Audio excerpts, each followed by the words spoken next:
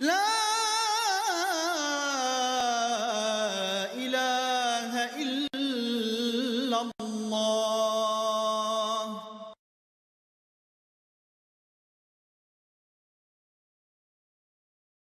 বিভ্রান্ত লোকজনের একটি সাধারণ প্রশ্ন হলো যে কেন আল্লাহ পাক এত ধর্ম পাঠিয়েছেন যদি তিনি এক ও অদ্বিতীয় হয়ে থাকেন এবং তিনি যদি একটিমাত্র ধর্মই পছন্দ করে থাকেন তাহলে পৃথিবীতে এত ধর্ম কেন? কেন ৩,০০০ ধর্ম পৃথিবীতে মানুষের জন্য তিনি পাঠিয়েছেন? আমরা আজ এই প্রশ্নের জবাব দেব। যারা ধৈর্য সহকারে দেখবেন বা শুনবেন তাদের জন্য জবাব আছে। যারা ধৈর্য সহকারে দেখবেন না, শুনবেন না, বেরিয়ে যাবেন, তাদের জন্য কোনো জবাব নাই।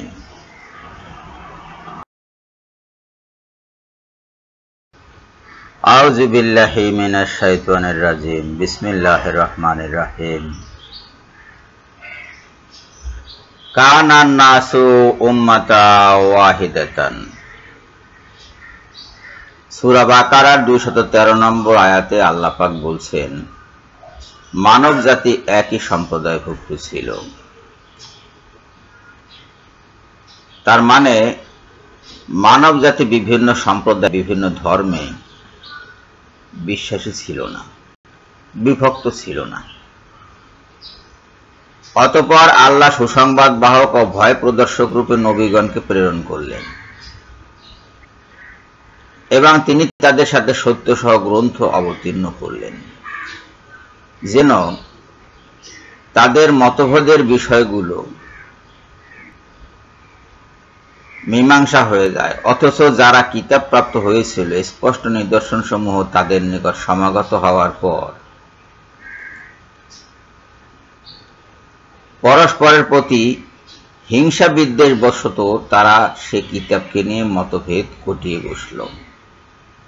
অতঃপর আল্লাহ তদীয় ইচ্ছাক্রমে বিশ্বাস স্থাপনকারীদেরকে তদ্বিষয়ে সত্যের দিকে পথ প্রদর্শন করলেন এবং আল্লাহ যাকে ইচ্ছা তাকে পথ প্রদর্শন করে থাকেন। বিষয়টি এই, আল্লাহ পাক মানুষের হেদায়েতের জন্য, মানুষকে বেহেশতের সুসংবাদ দানের জন্য এবং দোজখের আগুন থেকে ভয় প্রদর্শনের জন্য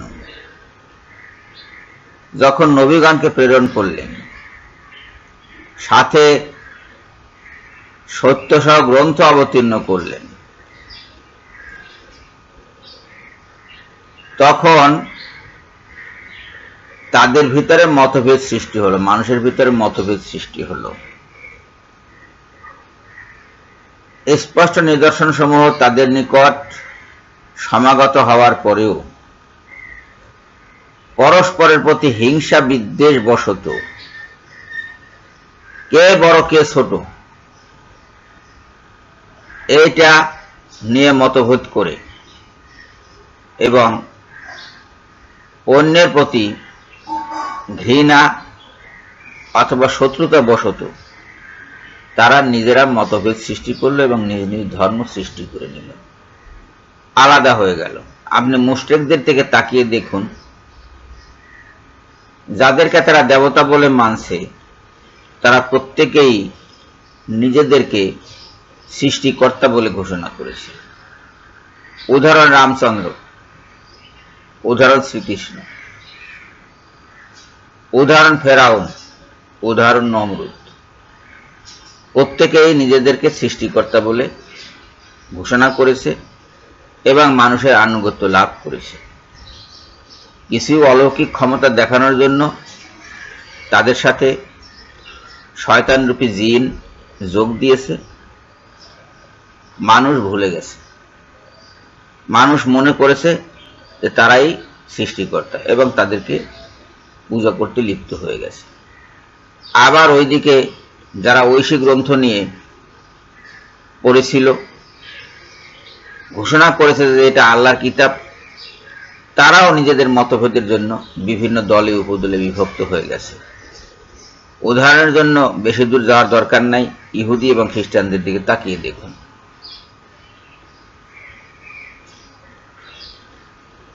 এই মতভেদের কারণে এতগুলো ধর্মের সৃষ্টি হয়েছে। আল্লাহ ধর্ম একটাই পাঠিয়েছেন, 104খানা কিতাব পাঠিয়েছেন, 1,24,000 বা 2,24,000 পয়গম্বর পাঠিয়েছেন। কিসের জন্য? একটি ধর্মের জন্য, ইসলাম ধর্মের জন্য। যারা মেনেছে তারা মুমিন, যারা মানেনি তারা মুমিন নয়, অবিশ্বাসী। আপনারা লক্ষ্য করবেন, যারা অবিশ্বাস করে, কোরআনে অবিশ্বাস করে, ইসলামে অবিশ্বাস করে, রসুলে অবিশ্বাস করে, তারা যে মুমিনদের প্রতি কি আচরণ করে, কি কথাবার্তা বলে, সেটা একটু লক্ষ্য করে দেখবেন আপনারা। এ পর্যন্ত আমি কোনো অবিশ্বাসী পাইনি যারা অহংকারী নয়। এ পর্যন্ত আমি কোনো অবিশ্বাসী পাইনি যারা কোনো মুমিনের সাথে ভদ্র আচরণ করে। এ পর্যন্ত আমি কোনো অবিশ্বাসী পাইনি যারা মুমিনদেরকে তুইতকারী করে না। গরু গাধার চেয়েও খারাপ আচরণ করে তারা। উদাহরণের জন্য বেশি দূরে যাওয়ার দরকার নাই, মুফাসসিল ইসলাম, আসিফ মহিউদ্দিন, আসাদ নূর, এদের দিকে তাকিয়ে দেখুন কি আচরণটা তারা করে। কস কি মুমিন, কস কি মুমিন মানে হে মুমিন তুমি কি বলছো, এইটা ভালো করে তুমি বলেও সম্বোধন করতে পারতো, আপনি বলেও সম্বোধন করতে পারতো, করে না। পক্ষান্তরে মুমিনদের থেকে তাকিয়ে দেখুন, তারা যখন এইসব লোকের সাথে কথাবার্তায় অবতীর্ণ হয় তখন অত্যন্ত ভদ্রভাবে কথা বলে। মুমিনরা এদের সম্পর্কে যখন আলাপ আলোচনা করে তখন তারা ভদ্রভাবে কথাবার্তা বলে, ভদ্রভাবে আলাপ আলোচনা করে, কিন্তু ওই অবিশ্বাসীরা সেটা করে না। তার মানে মূল সমস্যাটা হল অহংকার। তারা বড়, এই নিজেদের বড়ত্ব প্রমাণ করতে গিয়েই এই অবিশ্বাসীরা শত শত হাজার হাজার ধর্মের সৃষ্টি করেছে। ইউটিউবে আপনি খুঁজে দেখুন, দেবতাদের যারা অনুসারী তাদের ভাষা দেখুন, তাদের হাবভাব দেখুন, তাদের পোশাক আশাকের দিকে তাকিয়ে দেখুন, স্বর্ণ ছাড়া তাদের চলে না, এবং স্বর্গ মর্ত সব তাদের করতলে বলে দেখানো হয়। অথচ এই লোকগুলা নিজেদের পায়খানা প্রস্রাবকে পর্যন্ত নিয়ন্ত্রণ করতে পারে না, ক্ষুধাকে নিয়ন্ত্রণ করতে পারে না, কামকে নিয়ন্ত্রণ করতে পারে না, নিদ্রাকে নিয়ন্ত্রণ করতে পারে না। অনন্ত জীবন নিজেদের নাই, মারা যাচ্ছে, তারপরে তারা ভগবান, তারা সৃষ্টিকর্তা। কি বলবেন? ধর্মের সৃষ্টি, এতগুলো ধর্মের সৃষ্টি হয়েছে শুধুমাত্র মানুষের বোকামির জন্য।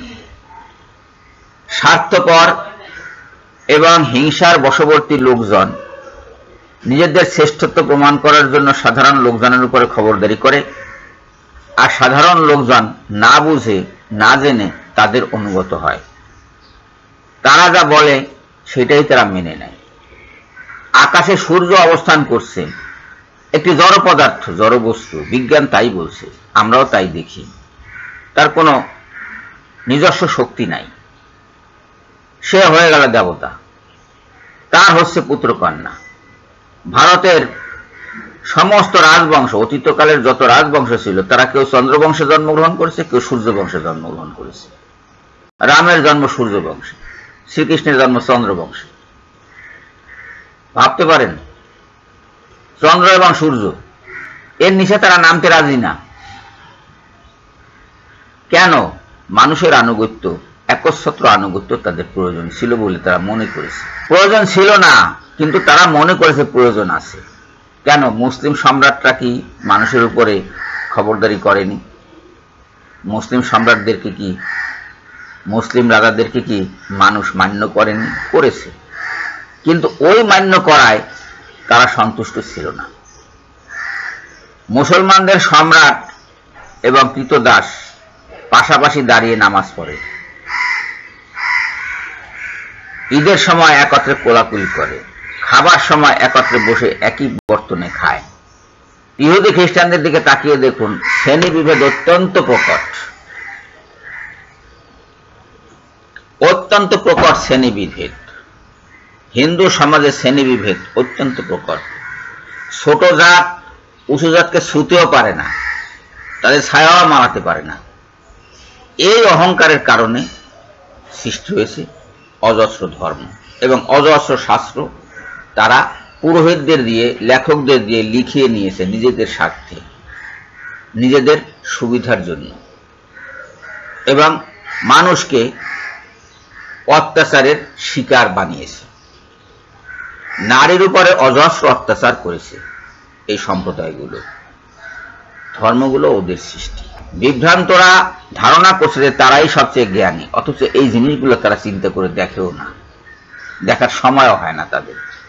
তা আজ আমরা জবাব দিলাম যে পৃথিবীতে এত ধর্ম কেন? এটা মানুষের স্বার্থপরতার জন্য, মানুষের হিংসা বিদ্বেষের জন্য, মানুষের বিভ্রান্তির জন্য এতগুলো ধর্ম সৃষ্টি হয়েছে। ধর্ম আসলে একটি, সেটি ইসলাম, এবং মানব জাতি একই সম্প্রদায়ভুক্ত ছিল, এখন নাই। এখন নাই তার কারণ তারা ধর্মে ধর্মে বিভক্ত, গোত্রে গোত্রে বিভক্ত, সম্প্রদায় বিভক্ত, নিজেদের কারণে, নিজেদের বিভ্রান্তির কারণে। এজন্য আল্লাহকে দোষারোপ করে লাভ নেই। আল্লাহ এত ধর্ম প্রেরণ করেননি। আল্লাহ একটিমাত্র ধর্ম প্রেরণ করেছেন, আল্লাহ একটিমাত্র জাতি প্রেরণ করেছেন পৃথিবীতে, মানুষ। এবং আল্লাহ মানুষকে ছোট বড় করেছেন। আল্লাহ জন্মগতভাবে মানুষকে সমান অধিকার দিয়ে পাঠিয়েছেন, কিন্তু কর্মক্ষেত্রে তিনি ছোট বড় করেছেন, শক্তি সবার সমান দেননি। তার অর্থ এই নয় যে শ্রেণী বিভেদ হবে, তার অর্থ এই নয় যে স্বতন্ত্র ধর্ম হবে, তার অর্থ এই নয় যে শক্তিমানকে দেবতা বলে মানতে হবে। এটা কখনো সম্ভব নয়। সবাইকে ধন্যবাদ জানিয়ে এখনকার মতো বিদায় হচ্ছি। আল্লাহ হাফেজ।